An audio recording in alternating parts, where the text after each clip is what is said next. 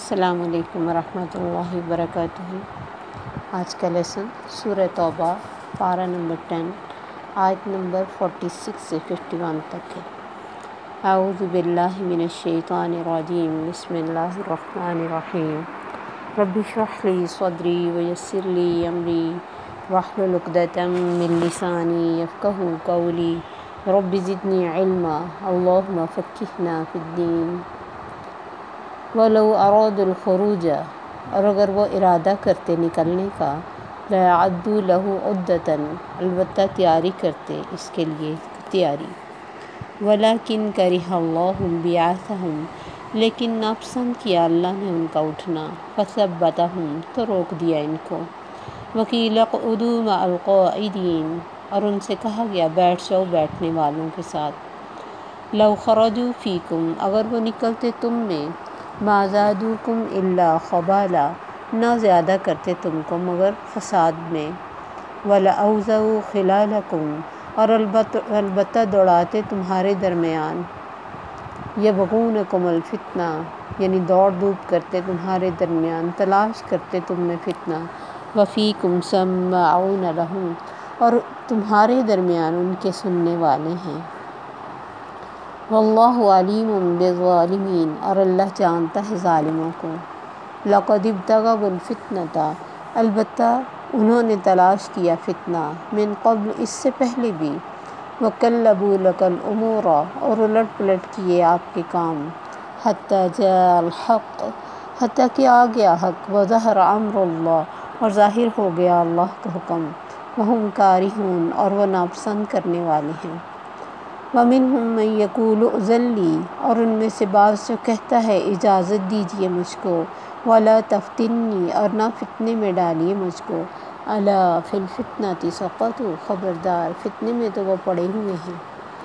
وَإِنَّ جَهَنَّمَ، اور بے شک جہنم، لَمُحِيطَةٌ بِالْكَافِرِينَ، البتہ گھیرنے والی ہے کافروں کو۔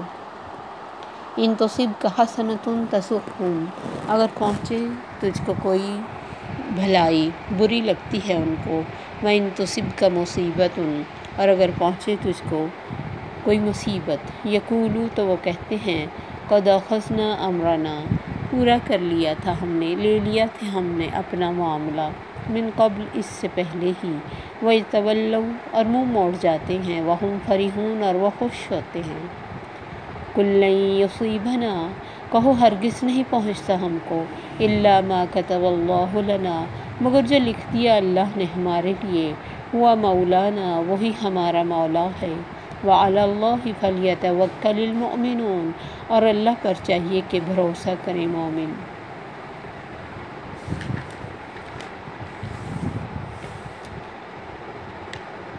پچھلی آیت میں جیسے اللہ نے فرمایا کہ اجازتیں اس وجہ سے لیتے ہیں، ڈاؤٹ ہے، فکر ہے کہ پتہ نہیں جیت سکیں گے کہ نہیں، مرنا نہ پڑ جائے، سب کچھ چھوڑنا پڑ رہا ہے۔ اگر ان کا، اس آیت میں فرمایا، اگر ان کا نکلنے کا ارادہ ہوتا تو تیاری کرتے۔ کسی نے بھی کسی سفر پہ جانا ہوتا ہے، نظر آ جاتا ہے، وہ تیاری کرتا ہے، وہ کوشش کرتا ہے، وہ کسی سے ایسی بات کرتا ہے، لیکن انہوں نے کوئی تیاری نہیں کی، ریلیکس تھے، بہانے ڈھونڈ رہے تھے کہ اب اس موقع پر جان بچانے کے لیے کریں کیا، کون سا بہانہ تراشیں جس سے نبی صلی اللہ علیہ وسلم کو مطمئن کرے اور آرام سے گھر رہیں۔ تو اللہ فرماتے اگر ارادہ کوئی ہوتا، نظر آ جاتا۔ وَلَكِنْ كَرِهَ اللَّهُ بِعَاثَهُمْ، لیکن سچ بات یہ ہے کہ اللہ نے ان کا نکلنا، ان کا اٹھنا اپنی جگہ سے پسند ہی نہیں کیا۔ فَثَبَّتَهُمْ، اسی نے ان کو روک دیا، کیونکہ کوئی بھی ہم اچھا کام کریں، کوئی بھی اچھا کام، ایک اچھی بات بھی کہنے کے لیے توفیق اللہ دیتا ہے۔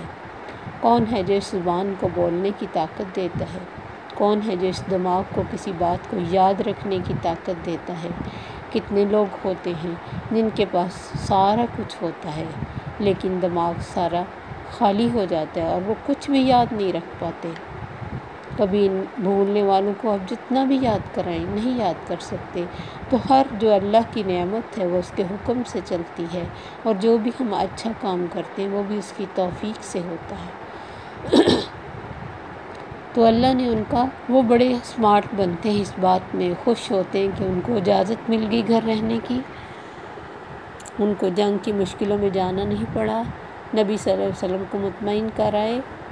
اللہ فرماتے ہیں میں نے کہا وَقِيلَ اقْعُدُوا مَعَ الْقَاعِدِينَ، تم بھی عورتوں اور بچوں کے ساتھ بیٹھو گھروں میں، تمہیں جانے کی توفیق نہیں ملی۔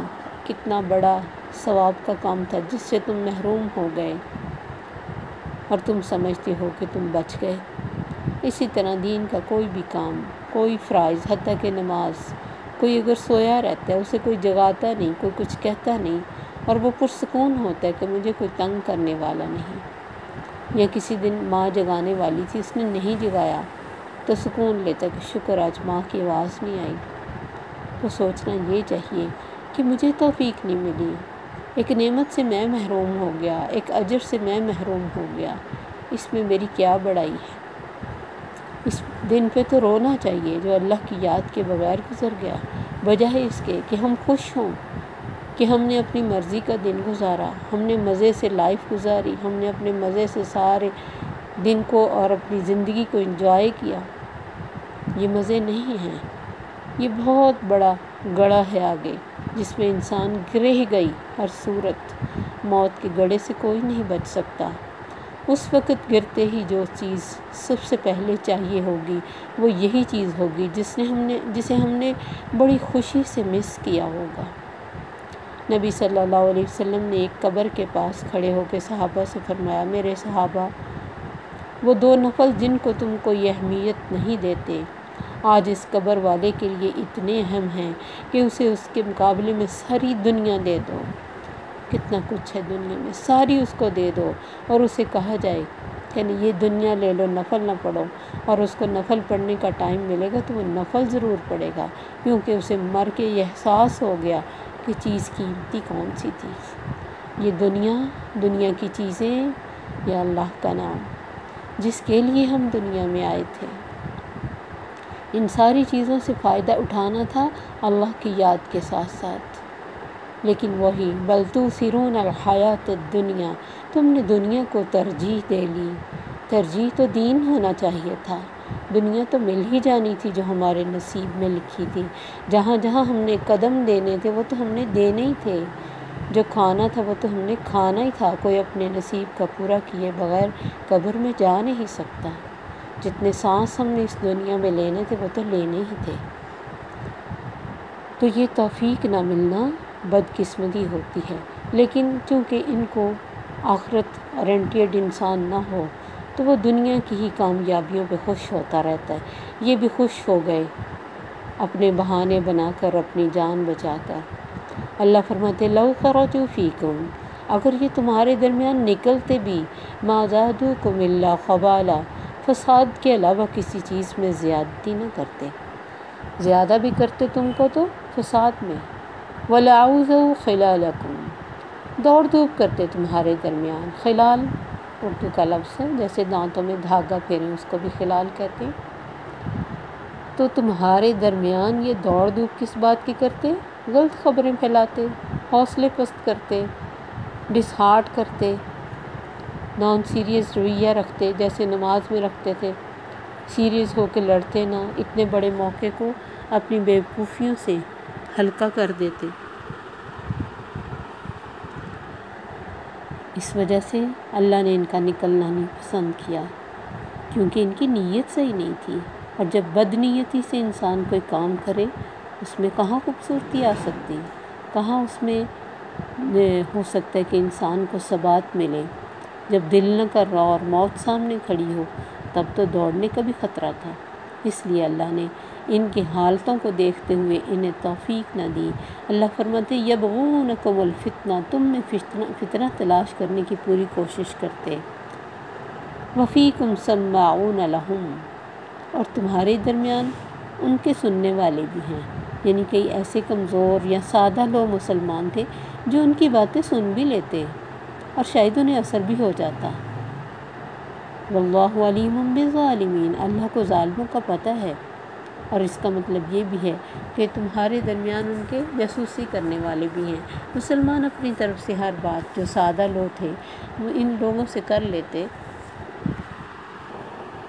ان کا، کیونکہ مسلمان جو بن کے رہتے تھے، تو جس طرح ایک محفل میں بیٹھا بندہ ہر بات کر لیتا ہے، تو نہیں پتہ ہوتا کہ اگلا کس سینس میں بات کو لے رہا ہے اور اس کو کیا بنا دے گا۔ اس لیے اللہ نے فرمایا تمہارے درمیان ان کے لیے سننے والے بھی ہیں اور کچھ جاسوسیاں کرنے کے لیے بھی آتے ہیں۔ واللہ علیم بالظالمین، اور اللہ کو تو ظالموں کا پتہ ہے میرے نبی، اس سے تو کچھ بھی چھپا ہوا نہیں، نہ ان کی سوچیں، نہ ان کی نیتیں، نہ ان کے ارادے اور نہ ان کے ایکٹ۔ لقد ابتغوا الفتنة من قبل، کتنی فتنے انہوں نے پہلے بھی تلاش کیے تیرے کاموں میں، وقلبوا لك الامور، اور تیرے کاموں کو الٹ پلٹ کرنے کی کوشش کی۔ احد میں بھی اپنے یہ عبداللہ بن ابی اپنے ساتھیوں کو لے کے سائڈ پہ چلا گیا کہ ہمیں شہر سے باہر آ کے نہیں لڑنا۔ بدر میں بھی انہوں نے کچھ لوگوں کو نکال کے لے گئے، اینڈ ٹائم پہ حوصلہ پست کرنے کی کوشش کرتے اور بد خبریں بھی پھیلاتے، بہت سارے معاملات مسلمانوں میں خراب کرنے کی کوشش کرتے اور کر بھی چکے تھے۔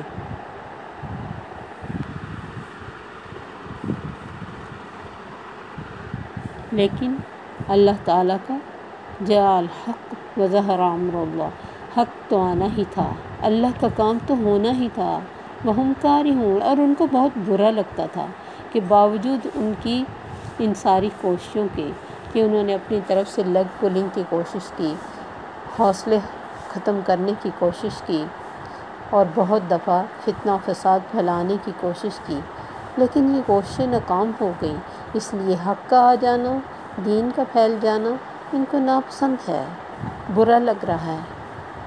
اور پھر ان میں سے ہر طرح کے لوگ، وَمِنْهُمْ مَن يَقُولُ اُذَن لِّي، ایک شخص جد بن قیس وہ آیا کہ اللہ کے نبی، میری تو ویسے کئی بیویاں ہیں لیکن میں ایک حسن پرست انسان ہوں، رومی عورتیں بڑی خوبصورت ہوتی ہیں، مجھے نہ لے کے جائیے، کہیں میں فتنے میں نہ پڑ جاؤں۔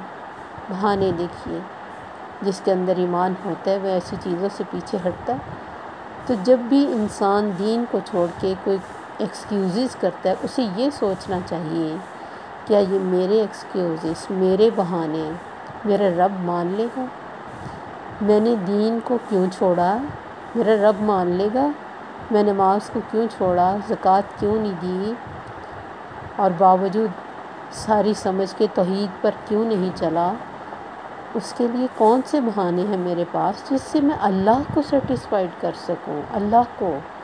کیونکہ دنیا کو تو ہم کر لیتے ہیں، ہم بہت سمارٹ ہیں، بعض دفعہ اچھا بھلا انسان ہوتا ہے اس کو ہم بحث سے قابو کر لیتے ہیں اور وہ خاموش ہو جاتا ہے اپنی عزت کے لیے، کیونکہ اللہ نے جو کہا لفظ سے منہ موڑ لو، بحث نہ کرو۔ تو اس نے کہا مجھے اجازت دیجیے کہ میں یہیں رہوں، مجھے فتنے میں نہ ڈالیے۔ اللہ نے فرمایا الا فی الفتنۃ سقطوا، فتنے میں تو پڑے ہوئے ہیں، مزید کیا پڑیں گے؟ اس طرح کے بہانے لگا کر میرے نبی کو چھوڑ کے الگ رہنا چاہتے ہیں اور اپنے آرام میں رہنا چاہتے ہیں، اس سے بڑا فتنہ کیا ہے؟ دین کے ایک بہت بڑے موقع سے پرے ہٹنا چاہتے ہیں۔ وَإِنَّ جَهَنَّمَ لَمُحِيطَةٌ بِالْكَافِرِينَ، اور جہنم تو کافروں کو گھیرنے والی ہے۔ تو کسی بھی کمانڈر کو، کسی بھی استاد کو، کسی بھی دنیا کے انسان کو ہم مطمئن کر سکتے ہیں، اللہ کو نہیں۔ اللہ کو سچ بات چاہیے، کیونکہ وہ تو دلوں کے اندر جانتا ہے، لطیف خبیر ہے۔ ان تصبک حسنۃ تسؤہم، اگر تمہیں کوئی تکلیف آ جائے گی بڑے خوش ہوتے ہیں، اوپر سے آپ کے ہمدرد بنتے ہیں۔ زندگی میں بہت سارے ایسے لوگ بھی ہوتے ہیں جو ہماری کامیابی سے، ہماری خوشی سے، ہمیں کچھ مل جانے سے خوش نہیں ہوتے، لیکن اوپر سے وہ مبارک بھی دیتے ہیں۔ یہ الگ بات ہے کہ ان کے چہروں کا رنگ بتا دیتا ہے، لیکن بعض اوقات چہروں کو بھی اتنا خوبصورتی سے چھپا جاتے ہیں کہ ہم لگتے ہیں ہمیں بڑے ہمدرد ہیں، ہماری خوشی سے خوش ہوئے ہیں، لیکن نہیں ہوتے وہ خوش۔ اندر منافقت، حسد، کینہ، بغض ہوتا ہے۔ یہی اللہ نے فرمایا تمہیں تکلیف پہنچتی ہے، انہیں بری لگتی ہے، تمہیں کوئی مصیبت پہنچتی ہے تب کہتے ہیں قد اخذنا امرنا من قبل، ہم نے تو اپنا معاملہ پہلے ہی سائڈ پہ کر لیا تھا، ہم تو اس معاملے میں ہے ہی نہیں تھے، شکر ہے ہم بچ گئے۔ وَيَتَوَلَّوْا وَهُمْ فَرِحُونَ، اور منہ موڑتے ہیں اور بڑی خوشی سے واپس جاتے ہیں اور بہت خوش ہوتے ہیں کہ ایک بڑی مصیبت سے ہماری جان چھٹ گئی۔ تو دین والوں کی یا دین کی کامیابی اگر کسی کو بری لگتی ہے تو سوچیے کہ وہ کیسا دیندار ہے۔ مسلمانوں کی کامیابی یا کسی بھی نیک انسان کی یا عام بہن بھائیوں کی کامیابی اگر کسی کو بری لگتی ہے تو پھر وہ کیسا انسان ہے؟ اللہ فرماتے ہیں ان سے کو ہمیں تو وہی پہنچا جو ہمارے رب نے ہمارے لیے لکھا، وہ ہمارا مولا، اور اسی پر بھروسہ کرنا چاہیے مومنوں کو، کیونکہ مومن تو ہر حال میں اجر لے کے آتا ہے۔ اگر وہ غازی ہے تب بھی مال غنیمت لے کے واپس آتا ہے اور اللہ سے بہت سارا اجر لے کے، اور اگر وہ شہید تب تو وہ جنتوں کا راہی ہے۔ اس سے خوبصورت موت کیا کہ جس کے خون کا ایک قطرہ گرے اور وہ بخش لیا جائے۔ اس لیے فرمایا ہمیں تو وہی پہنچی جو ہمارے رب نے لکھی۔ تقدیر پہ مسلمان جو ایمان رکھتا ہے وہ ایسی باتوں سے گھبرایا نہیں کرتے۔ گھبراتے وہ ہیں جن کے دلوں میں ایمان کی کمزوری ہوتی ہے، جو اللہ کی راہ میں جانے کو مرنے سے زیادہ مشکل سمجھتے ہیں۔ تو اللہ تعالیٰ سے توفیق کی ہمیشہ دعا کرنی چاہیے کہ اللہم وفقنا لما تحب و ترضی۔ السلام علیکم ورحمۃ اللہ وبرکاتہ۔ سبحانک اللہم و بحمدک، اشہد ان لا الہ الا انت، استغفرک و اتوب الیک۔